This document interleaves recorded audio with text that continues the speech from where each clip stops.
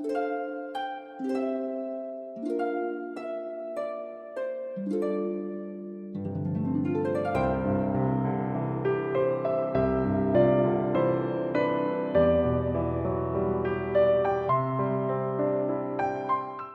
frères et sœurs, amis, chers visiteurs, chers auditeurs aussi également,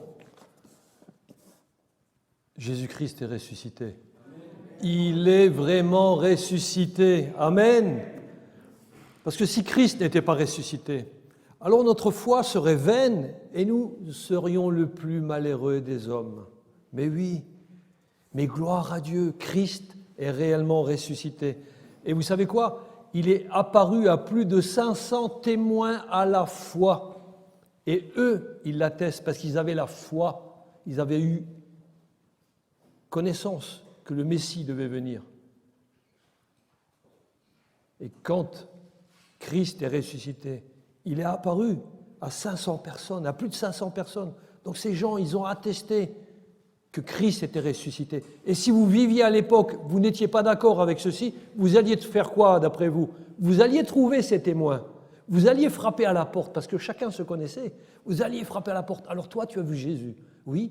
Et comment se fait-il que tu l'as vu ? Comment tu as pu remarquer que Jésus, c'était lui, le crucifié, qui ressuscitait ? Et j'ai vu quoi ? La marque dans les mains, dans ses pieds, sur le côté. Vous savez qui était le plus incrédule, entre guillemets ? C'était Thomas. Mais quand il a vu Jésus, il dit « Waouh, mon Seigneur et mon Maître !» Ben oui, parce que tu m'as vu, tu dis « Mon Seigneur et mon Maître », c'est beau. Mais nous, aujourd'hui, comment pouvons-nous voir Jésus ? Jésus se révèle par la parole de Dieu, donc la Bible. C'est ça qui est merveilleux. C'est là où nous pouvons puiser toute notre ressource. Notre foi, elle se trouve là, dans la Bible. Oui, Christ est ressuscité. Et le témoignage de la vie de toutes ces personnes a été transformé. Et c'est cette transformation qui a fait qu'ils attestaient de la véracité de la résurrection de Christ. Pourtant, oui, pourtant, dès les premiers temps de l'Église, qu'est-ce qui s'est passé ? Certaines personnes ne voulaient pas accepter la lumière. Ils ne voulaient pas accepter cette résurrection. Ils ne voulaient pas accepter que Jésus soit Dieu, fait homme. Mais pourquoi ces personnes refusaient-elles cela ? Mais parce que ça les oblige, comme nous d'ailleurs avant notre conversion, ça nous oblige à changer de mentalité, à changer d'opinion, à changer de vie, parce qu'on préfère rester dans nos doctrines erronées ou dans nos philosophies, tous en vouloir se présentant quelqu'un qui connaît Dieu, parce qu'on veut mettre en avant notre propre pensée. Mais que dit l'Écriture ? Elle dit « Malheur à l'homme qui se confie en l'homme ». Oui, parce que si votre doctrine concernant la divinité de Jésus, elle est faussée, alors votre foi aussi, elle est fausse. Et vous vous trompez vous-même quant à votre avenir éternel. Il ne sera pas lumière à ce moment-là, mais il sera ténèbres, parce qu'en refusant Christ, vous refusez la lumière. Pourtant, la prédication dans la parole de Dieu, de la bonne nouvelle du salut, elle est accessible à tout le monde et elle ne se trouve qu'en Jésus-Christ, seul Dieu fait homme. Personne d'autre peut nous sauver. Le juste vivra par la foi, et la foi vient de ce qu'on entend, et ce qu'on entend vient de la parole de Dieu, la Bible. Les écrits bibliques confirment tous que Jésus est né avec une chair comme la nôtre. Il s'est abaissé en prenant la condition de serviteur, et il est allé même jusqu'à mourir sur le bois de la croix. Mais là n'est pas la fin de l'histoire. Amen. Au contraire, Jésus-Christ est ressuscité et il est monté au ciel et il est assis à la droite du trône de Dieu. Amen. Personne ne peut voir Dieu puisque Dieu est esprit. Seul Jésus-Christ l'a vu et il s'est assis à côté du Père. Il est assis avec un corps humain, glorifié, et dans ses mains, quand nous le rencontrerons, on verra les trous dans ses mains, le trou dans ses pieds et les trous dans son côté. Comme Thomas, l'incrédule, qui avait du mal à accepter que Jésus-Christ soit ressuscité. Mais Jésus n'est pas si Jésus n'est pas ressuscité, alors notre foi, elle est vaine et nous faisons la pire de toutes les choses, nous faisons Dieu menteur. Jésus, pendant son temps d'humiliation sur terre, vous savez, il a été traité de charlatan. D'autres niaient sa divinité. Et c'est justement en réponse à la fausse doctrine des gnostiques qui disaient que Jésus n'est pas Dieu, que Jean, l'apôtre Jean, affirme qu'il y a 3 témoignages qui confirment que Jésus est vraiment Dieu. Jean, c'est aussi l'apôtre qui a écrit l'évangile qui porte son nom. Il a écrit afin que nous croyions quoi ? Que Jésus est le Christ, le Fils de Dieu. Ça, c'est en Jean 20, 31, pour ceux qui prennent des notes. Et Jean veut nous encourager, nous, aujourd'hui, qui avons reçu Christ par la foi, il veut nous encourager à rester fidèles au don que nous avons reçu. Car la foi, c'est un don. Oui, ce n'est pas la foi qui va chercher la vie éternelle, non, c'est la grâce de Dieu qui descend d'en haut et qui fait descendre dans nos vies cette vie éternelle. Amen, oui. Ce qui implique que pour être sauvé, tu n'as qu'à reconnaître ton besoin de salut en te repentant de tes errements, de tes fausses doctrines, de ta religiosité, de tes pensées, de tes idées, de tes philosophies, et accepter de recevoir le salut que Dieu t'offre en ayant foi à ce que lui, il dit, est vrai dans la Bible. C'est pour ça que chacun de nous, nous sommes invités à lire la Bible et à la relire. Et quand vous avez fini, vous la relisez. Et quand vous avez fini de la relire, vous continuez à la relire. La Bible est le livre de toute une vie. On n'a pas assez de toute une vie pour tout comprendre. C'est pour ça qu'on a besoin des frères et des sœurs ensemble dans l'Église, afin que nous soyons unis par amour pour Christ, qui s'est donné librement à la croix pour nous, afin que tous ensemble, nous puissions nous édifier, nous fortifier, nous encourager et prier les uns pour les autres. Amen. Oui, il faut comprendre qu'en fin de compte, tu ne peux pas faire autrement que de recevoir la vie éternelle si tu as la foi en Christ. Puisque tu as saisi dans ton cœur que Dieu veut ton bien. La seule chose que tu as à faire, c'est d'être continuellement dans la reconnaissance en disant « Merci Seigneur pour cette nouveauté de vie, pour cette vie éternelle par Jésus-Christ, le Seigneur et le Sauveur de mon âme. » Il faut que tu laisses aller ton âme à épancher tout ce qu'il y a dedans avant de t'adresser dans la reconnaissance. Parce que ton âme, elle doit être pure, elle doit être libre de s'exprimer devant Dieu. Vous savez, cette vie éternelle que Dieu nous donne, personne ne peut la reprendre, absolument personne. Ce qui veut dire qu'un croyant, quand il a reçu la vie nouvelle, eh bien, il ne peut pas perdre son salut. C'est ça la grâce de Dieu. Pour être édifié dans ce qui vient d'être présenté courtement, je vous invite à lire l'épître de Jean, c'est 1 Jean 5. C'est 1 Jean 5, du verset 6 au verset 13. Nous allons faire la lecture. C'est lui, Jésus-Christ, qui est venu avec de l'eau et du sang. Non avec l'eau seulement, mais avec l'eau et avec le sang. Et c'est l'Esprit qui rend témoignage, parce que l'Esprit est la vérité. Car il y en a 3 qui rendent témoignage, l'Esprit, l'eau et le sang, et les 3 sont d'accord. Si nous recevons le témoignage des hommes, le témoignage de Dieu est plus grand, car le témoignage de Dieu consiste en ce qu'il a rendu témoignage à son Fils. Celui qui croit au Fils de Dieu a ce témoignage en lui-même. Celui qui ne croit pas Dieu le fait menteur, puisqu'il ne croit pas au témoignage que Dieu a rendu à son Fils. Et voici ce témoignage. C'est que Dieu nous a donné la vie éternelle et que cette vie, elle est dans son Fils. Alors celui qui a le Fils a la vie. Celui qui n'a pas le Fils de Dieu n'a pas la vie. Et Jean termine en disant ceci, « Je vous ai écrit ces choses afin que vous sachiez que vous avez la vie éternelle, vous qui croyez au nom du Fils de Dieu. Amen. Donc là, nous voyons les témoignages que Jésus est le Christ, et nous allons voir 3 certitudes. Premièrement, Jésus est Dieu, le cœur de l'Évangile, et ensuite l'assurance du salut qui se trouve en Jésus. Dans notre texte du jour, vous avez entendu, nous trouvons plusieurs fois répéter le mot témoignage. 8 versets, 9 fois le mot témoignage y ressort. Ce qui signifie que le témoignage est important, et même très important. Et ces témoignages démontrent les certitudes que Jésus est le Christ. Car si le témoignage ne correspond pas à la réalité, ce n'est pas la vérité. Et c'est pour rendre témoignage à la vérité que Jean a écrit cette épître.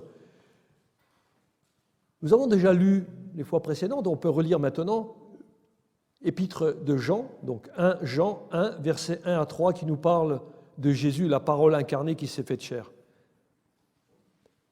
Ainsi, nous avons la certitude que Jésus est Dieu, venu revêtir notre humanité. Et nous lisons ceci. Ce qui était dès le commencement, ce que nous avons entendu, ce que nous avons vu de nos yeux, ce que nous avons contemplé et que nos mains ont touché, concernant quoi? La parole de vie. Et la vie a été manifestée. Et nous l'avons vue. Et nous rendons témoignage. Et nous vous annonçons la vie éternelle qui était auprès du Père et qui nous a été manifestée. Et ce que nous avons vu et entendu, nous vous l'annonçons à vous aussi, afin que vous soyez en communion avec nous. Or, notre communion, elle est avec le Père et avec son Fils, Jésus-Christ. Amen. Voyez-vous, frères et sœurs, amis, l'objet de notre foi doit toujours être Jésus-Christ. Et pour contrer les faux docteurs qui prétendaient, à l'exemple d'un dénommé Cérinthe, que le Christ, donc le divin Christ, est descendu sur l'homme Jésus seulement à son baptême et le quitta avant sa crucifixion, Jean va insister que Jésus est venu non avec de l'eau seulement, mais avec l'eau et avec le sang. Et vous savez qu'aujourd'hui, il y a encore des personnes qui disent la même chose, que ce n'est pas le Dieu, Jésus-Christ n'est pas Dieu. Et Jean, lui, l'apôtre Jean, a à cœur de considérer justement toutes ces fausses doctrines, parce qu'elles sont contraires au témoignage de l'Évangile. C'est pour ça qu'il dit non, je les refuse et je vous les apporte. Aujourd'hui, nous les avons encore là. Il dit voilà les témoignages maintenant. 3 témoignages infaillibles pour prouver que Jésus est Dieu. L'eau, le sang et l'esprit. Le premier témoignage, c'est l'eau. Une question. Quelle est l'eau que tous les humains ont vécue?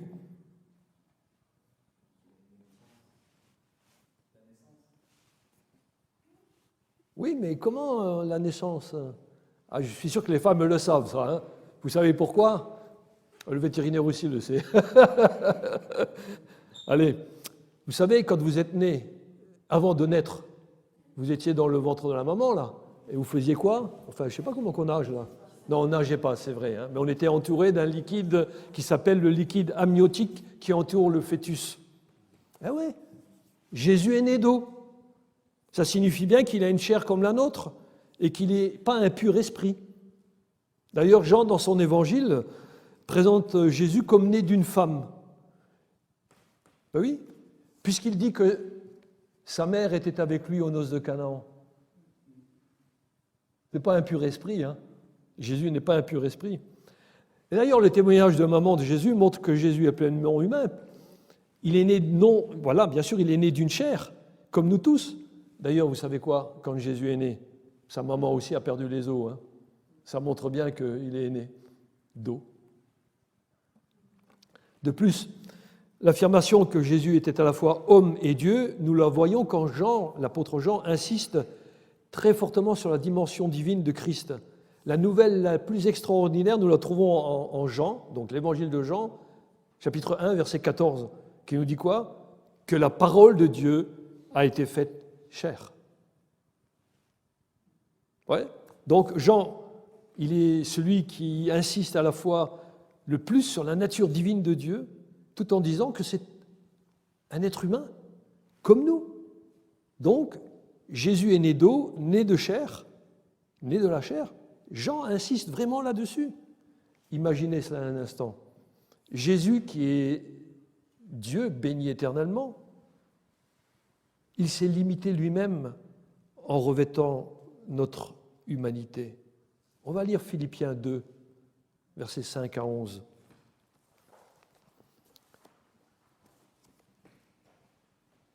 Qui nous dit ceci: « Ayez en vous les sentiments qui étaient en Jésus-Christ, existant en forme de Dieu. » Écoutez bien, il n'a pas regardé son égalité avec Dieu comme une proie à arracher, mais il s'est dépouillé lui-même en prenant une forme de serviteur, en devenant semblable aux hommes. Et il a paru comme un vrai homme. Donc on voit bien, il s'est humilié lui-même, se rendant obéissant jusqu'à la mort, même jusqu'à la mort de la croix. Et c'est pourquoi aussi Dieu l'a souverainement élevé et lui a donné le nom qui est au-dessus de tout nom, afin qu'au nom de Jésus, tout genou fléchisse dans les cieux, sur la terre et sous la terre, et que toute langue confesse que Jésus-Christ est Seigneur à la gloire de Dieu le Père. Amen. Chers auditeurs, vous qui nous écoutez, si vous ne fléchissez pas les genoux pendant que vous êtes vivant, après, vous savez ce qui se passe après? C'est que vous vouliez ou pas, vous serez obligé de fléchir les genoux pour partir en enfer. Parce que vous serez obligé de reconnaître la gloire et la splendeur de Dieu. Aujourd'hui, votre cœur doit être touché. Votre sensibilité doit être écartée pour accepter ce que Dieu dit afin de reconnaître que Christ est le seul qui peut vous sauver. Et de reconnaître que vous avez besoin d'un sauveur. Amen. Amen. Voyez-vous, Jésus, quand il est venu dans ce monde, il a dû apprendre à manger, il a dû apprendre à parler, il a dû apprendre à marcher. Il a vécu comme tous les enfants et il a même grandi pour être un homme. Jésus, lui, par contre, il a vécu une vie sans péché. Il n'a donc jamais été séparé de Dieu comme nous l'avons été avant notre conversion.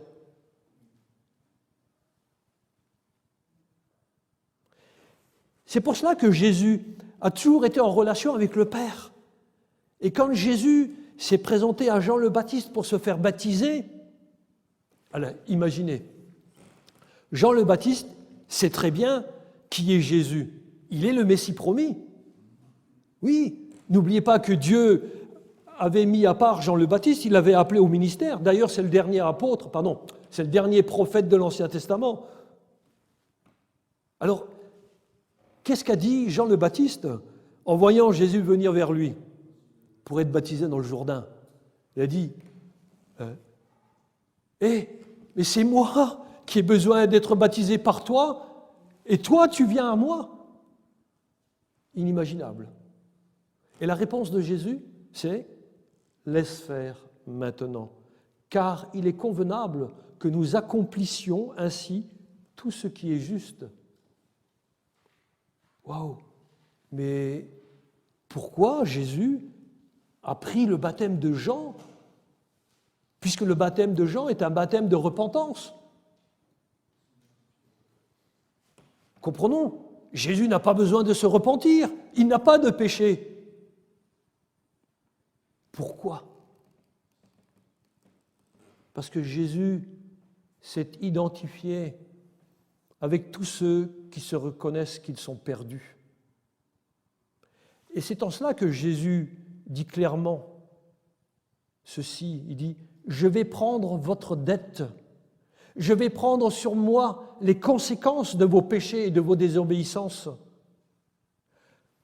Alors, d'une manière publique, au su et au vu de tout le peuple de Dieu à ce moment-là, Jésus dit en fin de compte, en prenant le baptême, il dit « Je me mets au banc des coupables et je vais aller clouer cela sur le bois de la croix. » Amen. C'est pour ça que Jésus est allé jusqu'à la mort de la croix, pour payer notre dette envers Dieu. Galates 3,13 nous dit « Christ nous a rachetés de la malédiction de la loi, étant devenu malédiction pour nous, car il est écrit « Maudit soit quiconque est pendu au bois ». Combien cela devrait nous chambouler. Christ sans péché. Et il est dit de lui, maudit soit quiconque est pendu au bois. Vous savez que 700 ans avant, voici ce que déjà avait prophétisé l'Esprit de Dieu en Ésaïe, chapitre 53, verset 6, qui nous dit « L'Éternel a fait tomber sur lui l'iniquité de nous tous. » Pourquoi ? Parce que nous étions tous errants comme des brebis. Chacun suivait sa propre voie, c'est-à-dire la voie de désobéissance. Ésaïe l'avait annoncé pour le peuple de Dieu, le peuple juif. Et aujourd'hui, il nous annonce, effectivement, avant votre conversion, nous étions tous comme ça, errants comme des brebis, on ne savait même pas où aller. On faisait ce qu'on voulait. Chacun suivait sa propre voie et disait, mais ma voie, c'est la meilleure. Non. Quand tu plonges tes regards dans la parole de Dieu, tu vois que la seule voie, c'est Christ. Et il te l'amène aujourd'hui. Est-ce que tu vas l'accepter ? Oui, Dieu a décrété tout cela pour Jésus. Il a fait tomber sur lui l'iniquité de nous tous. Vous savez pourquoi ? Par amour pour nous. Parce que nous, maintenant, nous n'avons plus besoin de subir la peine du péché si nous nous convertissons à Christ. Regardez l'amour de Dieu pour nous. Christ a payé nos dettes. C'est ça l'amour de Dieu pour nous. Vous savez, quand Jésus est allé avec les gens de mauvaise vie, les religieux juifs qui étaient là à toujours scruter ce que faisait l'autre, ils étaient outrés, ils étaient en colère. Quoi ? Le Messie, le Sauveur promis, celui qui allait faire que Israël serait béni parmi toutes les nations, il est avec des gens coupables, il est avec des gens de mauvaise vie. Ça, c'est pas tolérable. Les religieux ne pouvaient pas comprendre que Jésus s'est identifié avec ceux qui avaient besoin de salut, avec ceux qui étaient perdus. Et ce n'est que quand tu te reconnais perdu que tu vas pouvoir passer par la repentance. Pourquoi ? Parce que tu reconnais que tu ne peux pas remplir les exigences de Dieu. Tu sais que tu ne peux rien par toi-même. Et ceux qui se reconnaissent perdus ont besoin d'un sauveur. Les autres, ils ont bien trop d'orgueil au fond d'eux-mêmes. Ils ne veulent surtout pas reconnaître leur état. Alors ils se croient justes par eux-mêmes. Pourtant, Dieu déclare, vous connaissez ça, Romains 3,10, il n'y a pas de juste, pas même un seul. Plus loin, il dit, tous sont perdus, tous sont égarés. Tous sont privés de la gloire de Dieu. Alors, au moment où Jésus a pris le baptême, quand il est sorti de l'eau du Jourdain, Matthieu 3, 16, 17, on va lire ça. Dès que Jésus eut été baptisé, il sortit de l'eau, et voici, les cieux s'ouvrirent. Et il vit l'Esprit de Dieu descendre comme une colombe et venir sur lui.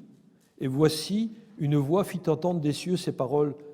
Celui-ci est mon Fils bien-aimé, en qui j'ai mis toute mon affection. C'est Dieu le Père qui parle de Dieu le Fils, et Dieu le Saint-Esprit authentifie l'identité de Jésus comme faisant partie de la très sainte Trinité. En très peu de mots, voyez-vous, Dieu nous montre des choses merveilleuses. Mais pourquoi la Bible nous parle d'une colombe qui est descendue sur Jésus à ce moment-là ? Pardon ? Un témoignage, c'est ça ? Oui, c'est un témoignage. Est-ce que vous avez un exemple dans la Bible, dans l'Ancien Testament, où on parle d'une colombe à un moment donné ? L'arche de Noé. La signification de l'arche de Noé ? Jésus sauve. Oui, la colombe de Noé nous montre d'une manière symbolique que Dieu a fait la paix avec l'humanité après le déluge et il a purgé, pour un temps provisoire, la terre de sa méchanceté. Mais la colombe au Jourdain, elle authentifie Jésus comme pur et saint, comme celui-là seul qui apporte la bonne nouvelle de la réconciliation entre Dieu et les hommes, mais pour l'éternité. Amen. D'ailleurs, Jean le Baptiste, quand il montre Jésus à ses disciples, il dit quoi? « Voici l'agneau de Dieu qui enlève le péché du monde. » Waouh! Nul doute, hein?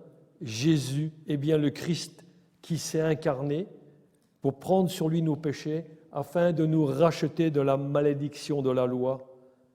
Mais même plus, il veut racheter toute la création. Et ça, c'est une assurance et un témoignage véritable de ce que Dieu fait.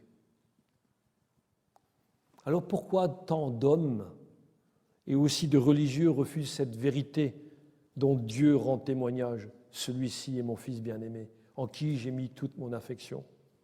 Pourquoi ces hommes refusent ça? Parce que ces hommes sont rebelles et ils veulent garder des gens prisonniers de leurs pièges et encore les entraîner avec eux dans les ténèbres. On le répète souvent, il faut que ta foi soit basée sur la réalité de la parole de Dieu. Il faut que tu puisses expliquer pourquoi tu crois ce que tu crois. Mes amis, nous devons être toujours très attentifs à ce que nous déclare la parole de Dieu. On ne doit pas se fier à notre propre philosophie ou interprétation de la Bible ou de ce que certains en disent, mais faites comme les gens de Béret, vérifiez par les Écritures si ce que l'on vous dit est vrai. Amen. Il y a une réalité spirituelle. Le Saint-Esprit ne peut se révéler qu'à ceux qui sont fidèles. Quant aux autres, il ne le peut pas. Vous savez pourquoi? Parce que le Saint-Esprit ne réside pas dans ces personnes. Elles n'ont pas encore accepté Dieu. Elles n'ont pas encore accepté Christ. Comment le Saint-Esprit pourrait-elle être en eux? Ce n'est pas possible. Alors nous avons vu le premier témoignage qui nous parle de l'eau. Regardons le second témoignage irréfutable que le Père a donné en démontrant que Jésus est vraiment le Christ, c'est le sang.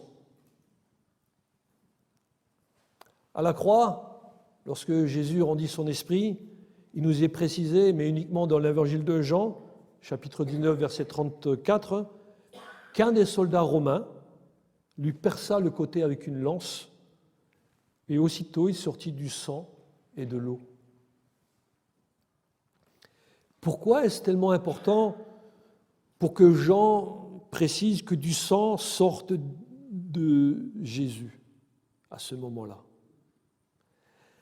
Parce que si certaines personnes pensaient que Jésus n'était pas vraiment un être fait de chair comme nous, d'autres pensaient que Jésus le Christ ne serait pas mort sur la croix. Mais ceci révèle bien que c'est la réalité. Et vous savez qu'il y a des personnes qui pensent que Jésus n'est pas mort sur la croix, il est passé directement à la case ascension. Et vous savez que cette opinion, elle est passée dans le Coran et dans d'autres sectes dites chrétiennes. Mais Jean démontre que le témoignage du sang versé est vraiment véritable. Il est là pour réfuter les contradicteurs qui avaient déjà cours. Donc il voulait réfuter les contradicteurs qui étaient déjà là à l'époque de l'Église primitive et qui disaient que l'homme Jésus est mort sur la croix, mais pas le Christ. Voyez-vous, cette théorie, elle enlève toute valeur d'expiation de nos péchés. Pourquoi? Parce que si ce n'est pas Jésus, Christ, donc Dieu lui-même, qui s'est offert en sacrifice à la croix, nous demeurions encore dans nos péchés, parce que seul Dieu peut pardonner les péchés, et il le fait lui-même en s'offrant lui-même. Hébreux 9, 22 nous dit que sans effusion de sang, il n'y a pas de pardon. On voit bien que concernant la mort de Jésus, il y a quelque chose qui s'est passé. Oui, mais qu'est-ce qui s'est passé ce jour-là? Il y a une distinction qu'on peut relever au moment de la mort de Jésus, c'est que Jésus lui-même a rendu l'Esprit. Il a remis son esprit à Dieu dans un acte volontaire. Personne ne lui a pris sa vie, car c'est lui qui l'a donnée. Amen. C'est lui qui donne sa vie. Et aujourd'hui, il veut la donner à plusieurs d'entre vous qui nous écoutez. Ainsi, on voit que l'eau et le sang témoignent de la vraie humanité de Christ. Le Fils de Dieu est venu parmi nous, fait de chair et de sang. Oui, il est fait de chair et de sang. Un homme vrai et réel, et non pas un fantôme ni une apparition.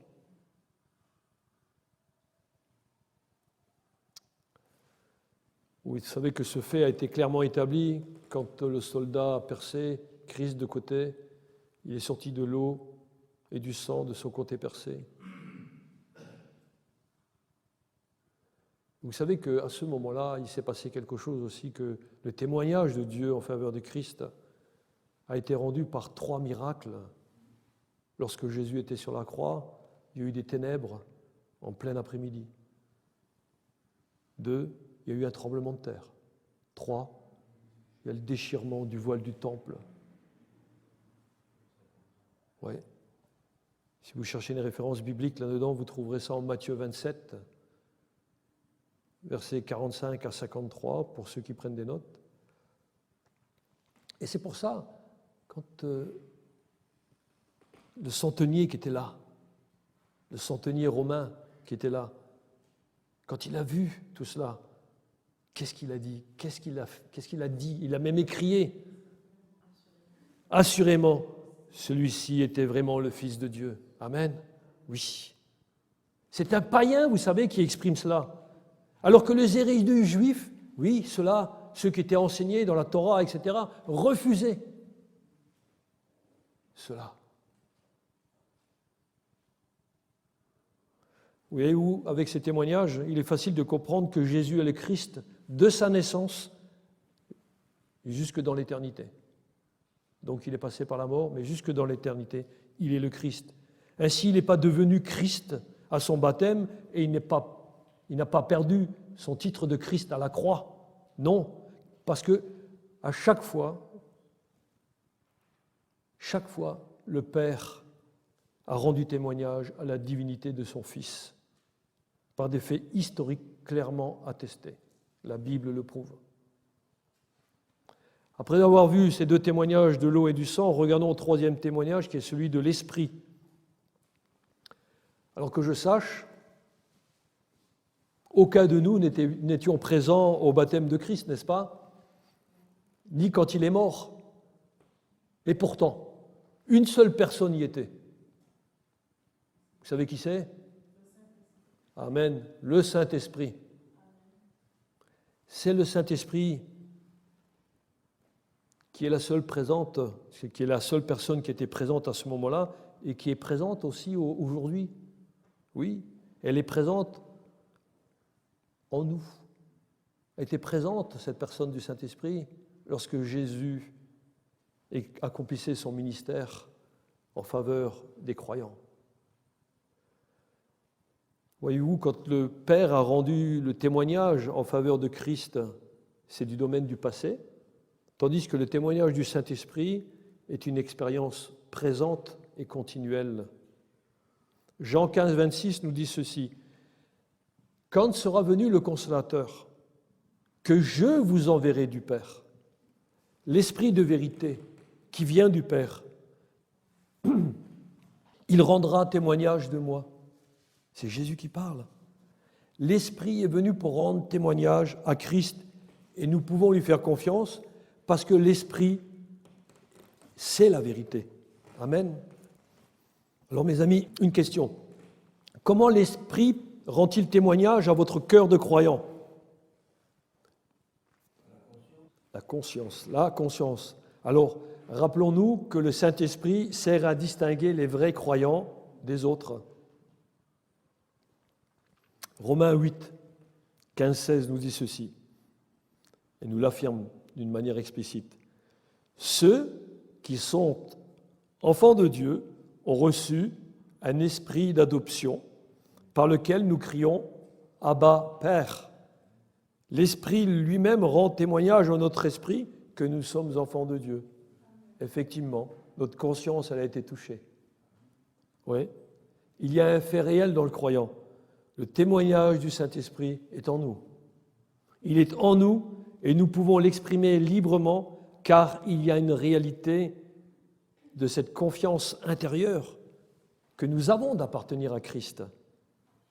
Voyez-vous, ce n'est pas une confiance que nous essayons de stimuler par nous-mêmes, par nos propres forces, mais c'est une confiance que Dieu nous donne. Et nous pouvons dire Abba, Père, car l'Esprit de Dieu a fait sa demeure en nous et nous présente devant le Père en sachant qu'il n'y a plus un seul péché qui reste dans notre vie. Et par cela, nous attestons vraiment que le sang de Christ, son Fils bien-aimé, nous a lavés, nous a purifiés de tout péché. Et plus que cela maintenant, ou plutôt ce que cela engendre, c'est que nous désirons rester purs par son amour qui nous soutient dans cette pureté. Amen. Voyez-vous,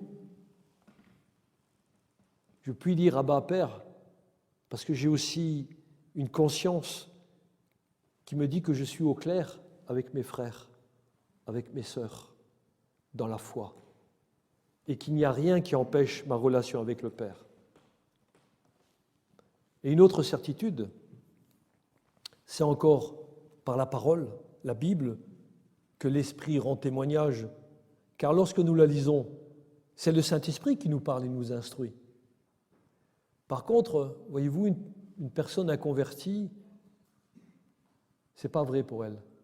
Cette personne va essayer alors de suivre des traditions humaines, comme aujourd'hui on fête Pâques. Il y a beaucoup de traditions humaines, chrétiennes, qui suivent cette tradition de la lignée de Pâques, mais elles ne connaissent pas réellement Christ. Vous savez pourquoi ? La réponse se trouve toujours dans la Bible. 1 Corinthiens 2, 14 nous dit ceci. Mais l'homme naturel n'accepte pas les choses de l'Esprit de Dieu, car elles sont une folie pour lui. Il ne peut les connaître, puisque c'est spirituellement qu'on en juge. Il faut naître de nouveau avant.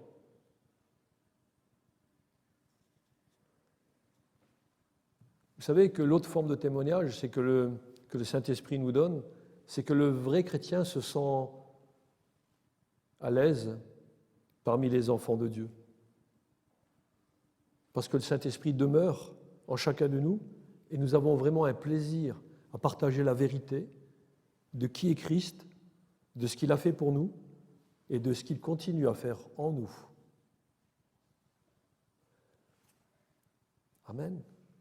Et vous savez que la loi exigeait 2 ou 3 témoins pour décider d'une affaire.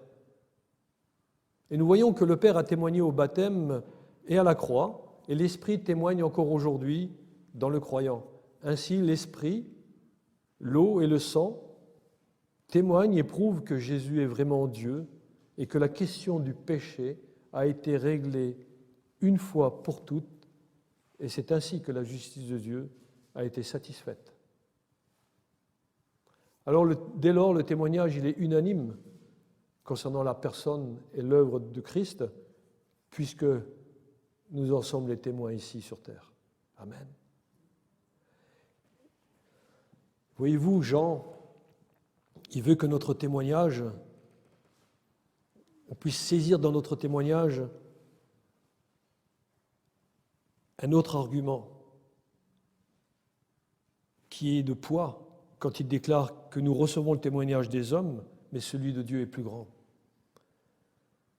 En effet, dans notre quotidien, nous acceptons sans cesse la parole de nos semblables, n'est-ce pas ? Nous leur faisons confiance. Exemple, on fait confiance aux médecins, aux garagistes, à l'installateur de la fibre Internet, aux boulangers, aux pharmaciens, aux notaires, à l'architecte, aux vétérinaires. Ah oui, sinon, on n'aurait pas de vie sociale et on ne pourrait pas faire d'affaires. Pourtant, ces gens à qui l'on fait confiance dans la vie courante ce sont des personnes faillibles et qui peuvent nous tromper. Alors la déduction que Jean fait, il dit, si nous faisons confiance à de telles personnes dans notre vie courante, mais combien plus nous devrons faire confiance à Dieu et en sa parole, qui ne peut ni nous tromper, ni nous donner quelque chose de mauvais. Comprenez que c'est avec raison que l'on peut faire confiance au témoignage de Dieu, qui n'est pas un homme pour mentir. Et vous savez que par le Saint-Esprit, chaque croyant a la vérité de Dieu en lui-même, mais en revanche, celui qui ne croit pas au témoignage que Dieu a rendu par Christ, cette personne qui refuse Christ rejette Dieu en fin de compte. En définitive, cette personne accuse Dieu de malhonnêteté.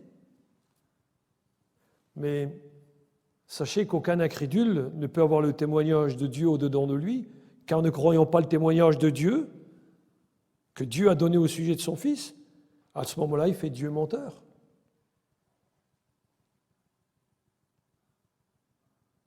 Il y a des personnes qui prennent la Bible, qui lui font dire des tas de choses qui sont contraires à la parole de Dieu.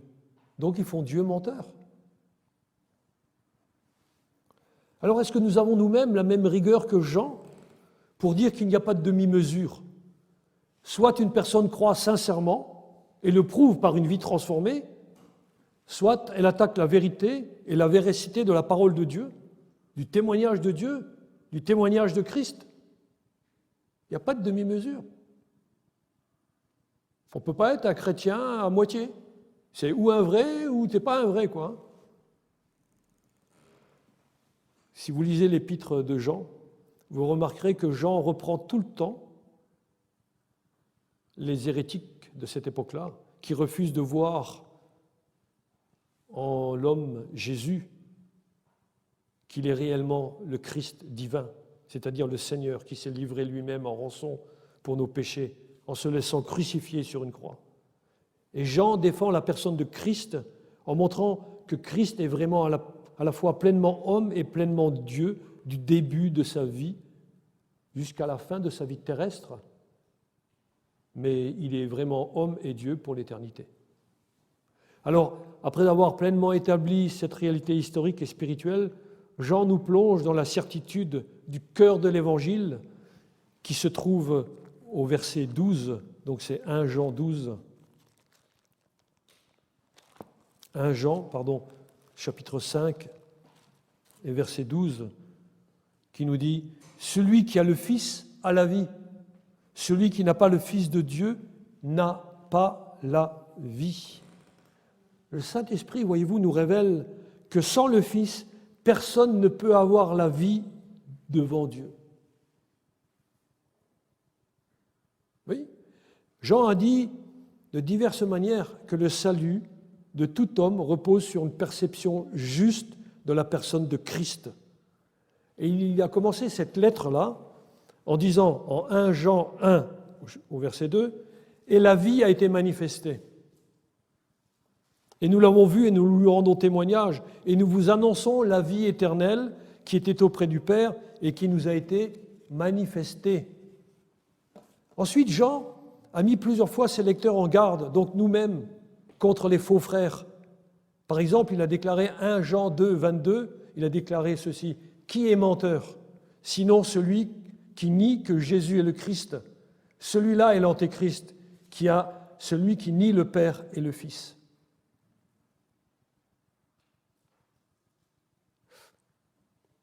Il y a des hommes, des femmes qui disent faire partie de la chrétienté et qui nient que réellement Jésus est le Christ. Ils nient la Trinité.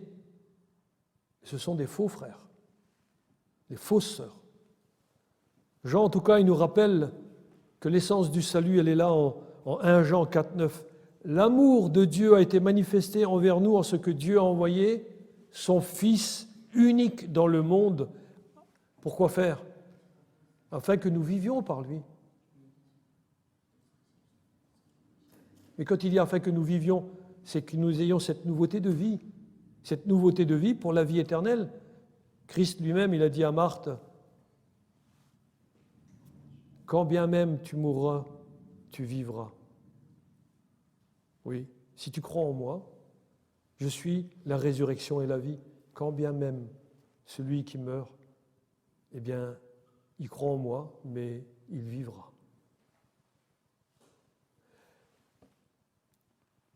Vous savez qu'en venant, en acceptant Christ, que vous êtes mort à vous-même. Si tu es mort de ton vivant, tu n'as plus rien à craindre de la mort. Parce que tu dois mourir à toi-même. À ce moment-là, tu as la vie éternelle. Au début de 1 Jean chapitre 5, au verset 1, Jean a dit « Celui qui croit que Jésus-Christ, que Jésus est le Christ, il est né de Dieu. » C'est celui-là qui est né de Dieu. Et ici, il affirme cette vérité extraordinaire qui impacte toute vie et qui transforme même nos pensées. C'est que Dieu a donné aux hommes la vie éternelle et la source de cette vie se trouve dans son Fils. Mes amis, retenez bien ceci. Cette vie éternelle est un don de Dieu. Et vous savez, quand on est touché par la grâce, alors qu'est-ce qu'on fait? On donne son cœur, on donne son corps, on donne ses forces, on donne ses pensées à Christ. Et Jésus, le Sauveur, nous donne la vie éternelle. Quel merveilleux échange, n'est-ce pas? Amen. Eh bien, je souhaite que chacun de vous puissiez le vivre. Amen. Et c'est poussé par le Saint-Esprit que nous affirmons et que nous proclamons ce que la Bible, elle dit. On va prendre Éphésiens 1, 11 à 14. Il nous dit, en lui, donc en Christ, nous sommes aussi devenus héritiers, ayant été prédestinés suivant le plan de celui qui opère toutes choses d'après le conseil de sa volonté, afin que nous servions à célébrer sa gloire. Nous, qui d'avance avons espéré en Christ. Et dit, en lui, vous aussi, après avoir entendu la parole de la vérité, l'évangile de votre salut, en lui, vous avez cru et vous avez été scellés du Saint-Esprit qui avait été promis, lequel est un gage de notre héritage pour la rédemption de ceux que Dieu s'est acquis pour célébrer sa gloire. Quand est-ce que vous recevez le Saint-Esprit, mes amis? Quand vous avez entendu et quand vous avez cru, vous avez été scellés du Saint-Esprit. Et ça, Dieu ne l'enlève plus. Il n'y a pas par autre chose que nous recevons le Saint-Esprit. Entendre, croire. Scellés du Saint-Esprit. Terminé. Amen. Vous savez, quand vous étudiez les religions païennes, tout comme le judaïsme, tous ils admettent que la vie éternelle commençait après la mort. Si vous ne croyez pas ça, regardez à l'exposition du grand pharaon, en ce moment à Paris, je crois. Hein. Ils avaient tout autour d'eux des tas de vases avec des tas de produits dedans, hein, pour pouvoir manger après. Vous voyez bien que ces gens-là, ils savaient qu'il y avait la vie éternelle après la mort. Oui, et c'est vrai. Il y a la vie éternelle après la mort. Mais où? En enfer. Je te rassure, en enfer, tu n'as pas besoin de manger et boire. Hein. C'est trop tard, c'est fini. Ah, c'est fini, tu vas pleurer. Par contre, Dieu offre la vie éternelle. Et la vie éternelle, tout de suite, là, aujourd'hui, maintenant. Amen, oui. Nous, voyez-vous, en tant que disciples de Christ, nous connaissons par le témoignage irréfutable de la parole de Dieu que nous avons la vie éternelle dès ici-bas. Amen. Amen. Ainsi, mes amis, la vie digne de Christ découle en permanence de cette communion que nous avons avec le Seigneur. Et notre vie dépend de ce que nous faisons, de la grâce de Dieu en nous. Alors, je vous invite à ne laisser aucun obstacle obstruer votre relation avec Dieu. Amen. Et tout à la fin de l'épître, enfin de ce que nous avons lu aujourd'hui, Jean, poussé par le Saint-Esprit, certifie cette assurance de salut qui se trouve en Jésus seul. Il le déclare, « Je vous ai écrit cela afin que vous sachiez que vous avez la vie éternelle, vous qui croyez au nom du Fils de Dieu. » Voyez-vous, il n'est pas écrit vous aurez la vie éternelle. Il n'est pas écrit que vous aurez peut-être la vie éternelle. Non, c'est une certitude. Et Jean explique pourquoi il a écrit tout ce que nous avons déjà vu dans cet épître.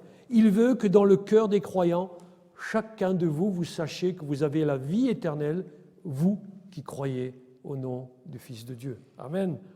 Alors, mes amis, la Bible a été écrite afin que nous ayons l'assurance que nous sommes sauvés si nous avons les caractéristiques des vrais enfants de Dieu.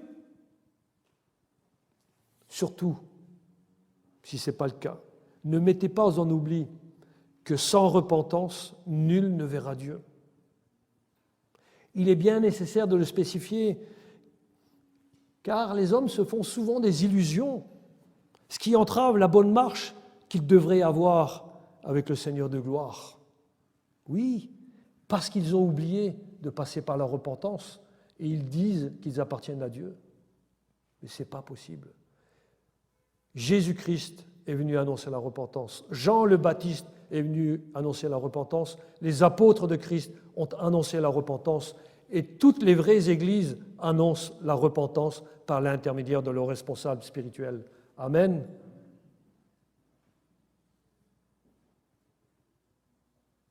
Voyez-vous, malgré les fausses doctrines qui circulent encore dans nos milieux aujourd'hui, le Seigneur, l'Esprit, veut que vous soyez affermis dans ce privilège, que vous êtes des enfants de Dieu. Il nous dit ceci, et je termine là-dessus, vous avez la vie éternelle, vous qui croyez au Fils de Dieu. Amen. Amen. On restera avec ça, mes amis. Nous avons la vie éternelle et nous pouvons vraiment louer et rendre grâce au Seigneur. Je vous demande d'incliner vos fronts, on va prier. Oui, Seigneur, merci parce que tu es venu toucher notre conscience, notre intelligence. Seigneur, ce que nous avons lu, ce que nous avons entendu aujourd'hui, que cela soit notre affection de cœur pour cette journée. Aussi, Seigneur, nous te demandons de nous rendre conscients. Oui, Père éternel, rends-nous vraiment conscients de ce que le sacrifice de Christ nous donne. Oui, Père, que par la vérité qui est en Jésus, que Jésus soit vraiment connu par ceux qui ne te connaissent pas encore, et que tous ceux qui disent t'appartenir puissent grandir chaque jour dans la parfaite connaissance de ton amour, en lisant ta Bible. Oui, merci Seigneur, parce que ta parole, la Bible, c'est ta lettre d'amour pour chacun de nous.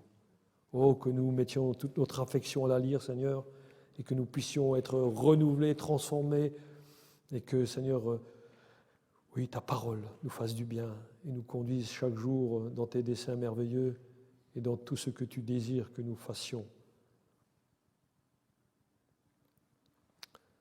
Oui, Seigneur, que les personnes qui entendent ce message puissent connaître la libération de leurs péchés et qu'ils soient dans la joie de te connaître en abandonnant toute fausse doctrine. Oui, Seigneur, on veut vraiment te louer, te rendre grâce, parce que tu nous as annoncé, tu nous as proclamé, tu nous as affirmé que tu serais tous les jours avec nous.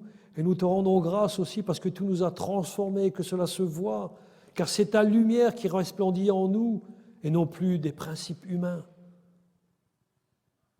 Oui, nous te rendons grâce, Père, pour la réconciliation que tu nous accordes en ton Fils Jésus-Christ. Merci pour la vie éternelle que tu nous donnes.